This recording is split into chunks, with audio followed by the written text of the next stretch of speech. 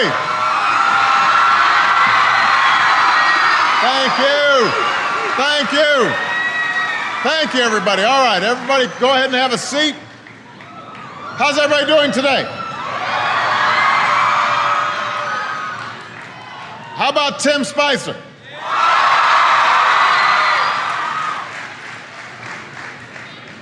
I am here with students at Wakefield High School in Arlington, Virginia.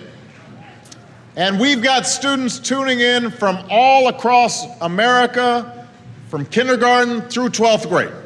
And I am just so glad that all could join us today. And I want to thank Wakefield for being such an outstanding host. Give yourselves a big round of applause.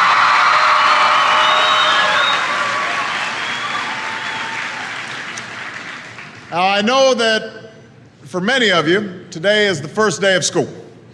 And for those of you in kindergarten or starting middle or high school, it's your first day in a new school, so it's understandable if you're a little nervous. I imagine there's some seniors out there who are feeling pretty good right now, with just one more year to go. And no matter what grade you're in, some of you are probably wishing it were still summer, and you could have stayed in bed just a little bit longer this morning. I know that feeling. When I was young, my family lived overseas. I lived in Indonesia for a few years. And my mother, she didn't have the money to send me where all the American kids went to school. But she thought it was important for me to keep up with an American education. So she decided to teach me extra lessons herself, Monday through Friday. But because she had to go to work, the only time she could do it was at 4:30 in the morning. Now, as you might imagine, I wasn't too happy about getting up that early. And a lot of times I'd fall asleep right there at the kitchen table. But whenever I'd complain, my mother would just give me one of those looks and she'd say, "This is no picnic for me either, Buster." So I know that some of you are still adjusting to being back at school, but I'm here today because I have something important to discuss with you. I'm here because I want to talk with you about your education and what's expected of all of you in this new school year. Now, I've given a lot of speeches about education, and I've talked about responsibility a lot. I've talked about teachers' responsibility for inspiring students and pushing you to learn. I've talked about your parents' responsibility for making sure you stay on track and you get your homework done and don't spend every waking hour in front of the TV or with the Xbox. I've talked a lot about your government's responsibility for setting high standards and supporting teachers and principals and turning around schools that aren't working, where students aren't getting the opportunities that they deserve. But at the end of the day, we can have the most dedicated teachers, the most supportive parents, the best schools in the world, and none of it will make a difference. None of it will matter unless all of you fulfill your responsibilities. Unless you show up to those schools, unless you pay attention to those teachers, unless you listen to your parents and grandparents and other adults and put in the hard work it takes to succeed. And that's what I want to focus on today. The responsibility each of you has for your education. I want to start with the responsibility you have to yourself. Every single one of you has something that you're good at. Every single one of you has something to offer. And you have a responsibility to yourself to discover what that is. That's the opportunity an education can provide. Maybe you could be a great writer, maybe even good enough to write a book or articles in a newspaper, but you might not know it until you write that English paper, that English class paper that's assigned to you.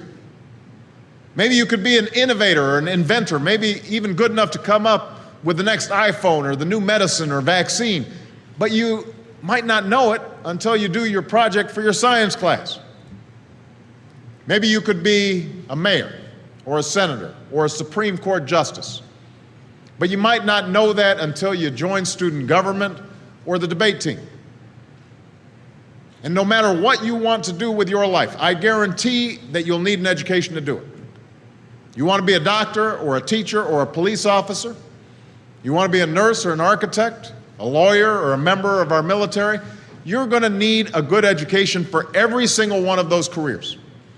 You cannot drop out of school and just drop into a good job. You've got to train for it and work for it and learn for it. And this isn't just important for your own life and your own future. What you make of your education will decide nothing less than the future of this country. The future of America depends on you. What you're learning in school today will determine whether we as a nation can meet our greatest challenges in the future. You'll need the knowledge and problem-solving skills you learn in science and math to cure diseases like cancer and AIDS, and to develop new energy technologies and protect our environment.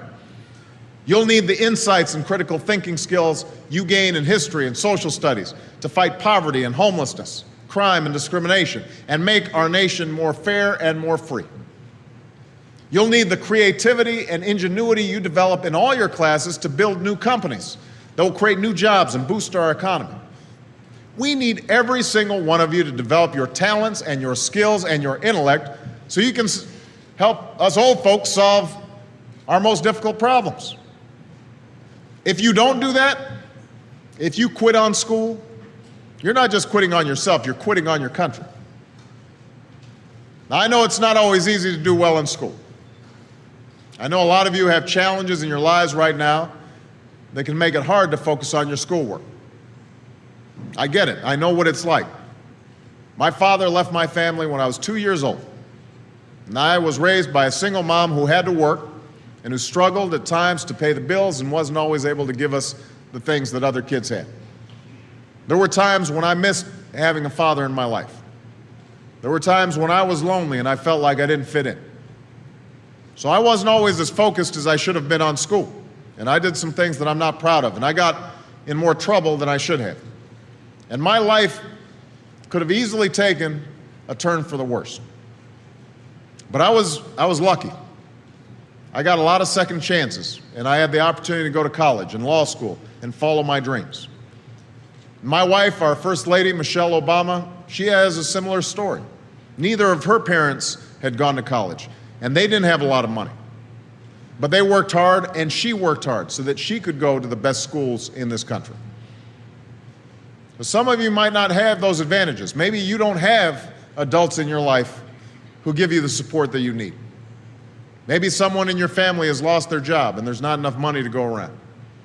Maybe you live in a neighborhood where you don't feel safe or have friends who are pressuring you to do things you know aren't right.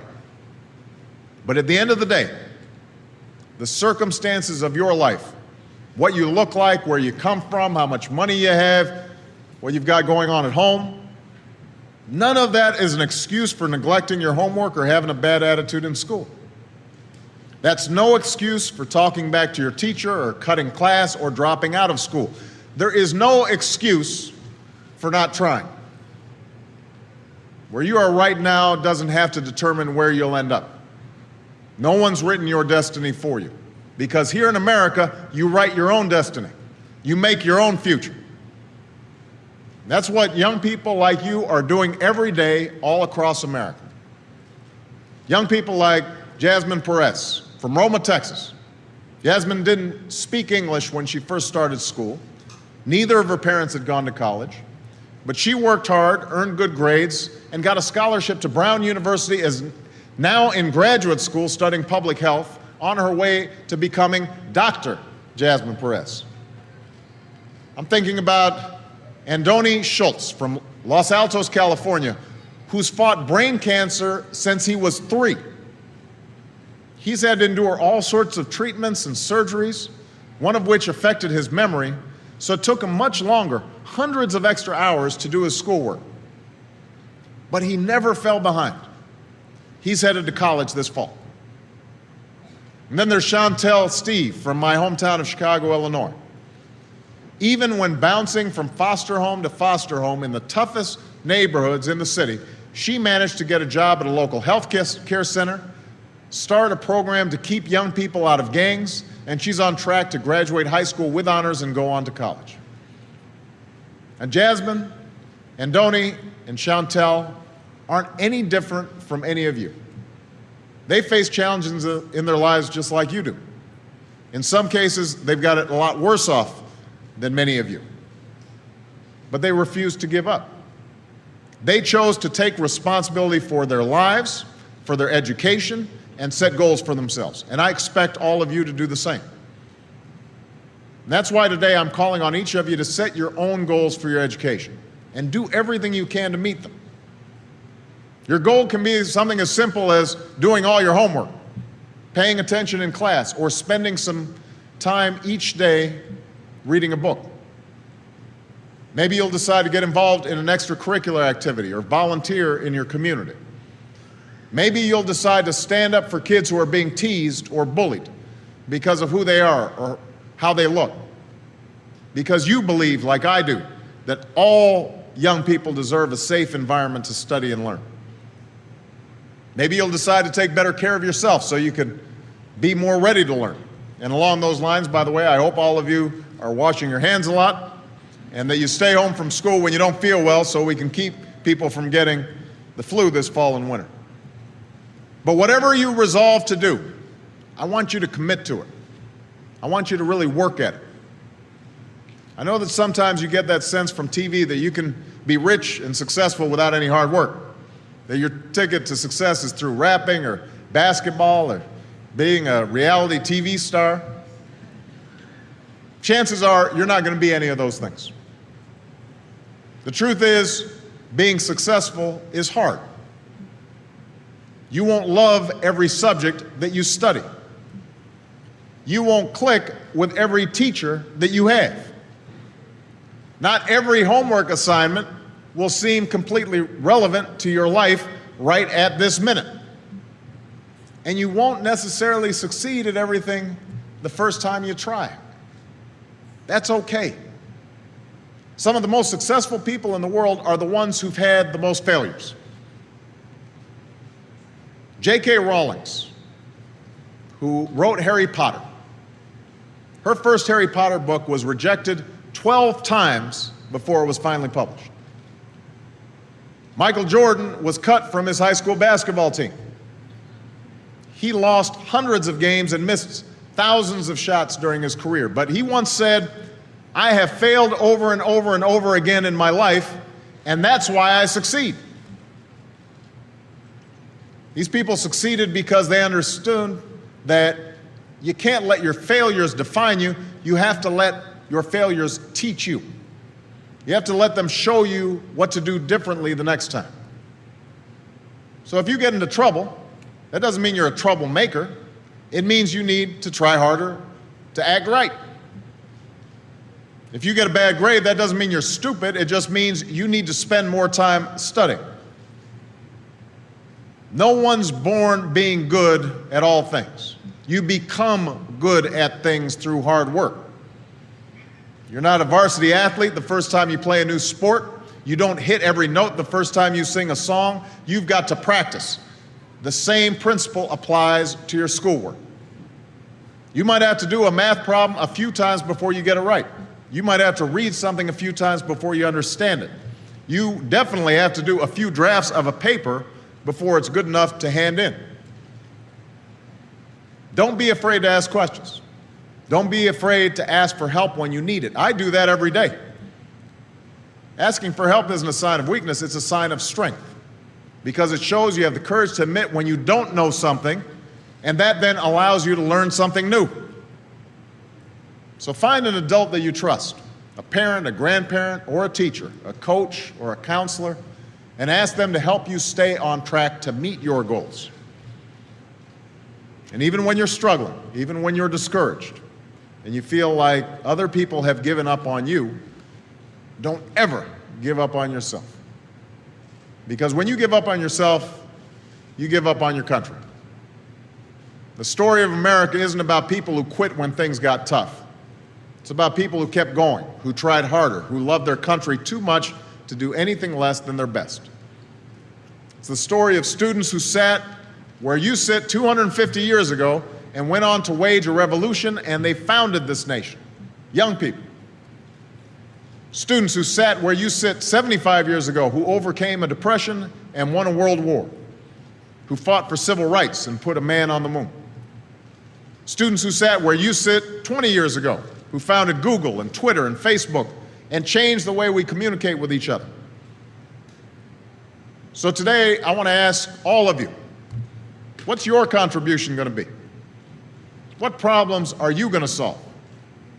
What discoveries will you make? What will a president who comes here in 20 or 50 or 100 years say about what all of you did for this country? You know, your families, your teachers, and I are doing everything we can to make sure you have the education you need to answer these questions. I'm working hard to fix up your classrooms and get you the books and the equipment and the computers you need to learn. But you've got to do your part too.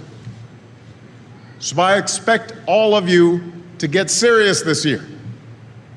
I expect you to put your best effort into everything you do. I expect great things from each of you. So don't let us down. Don't let your family down or your country down. Most of all, don't let yourself down. Make us all proud. Thank you very much, everybody.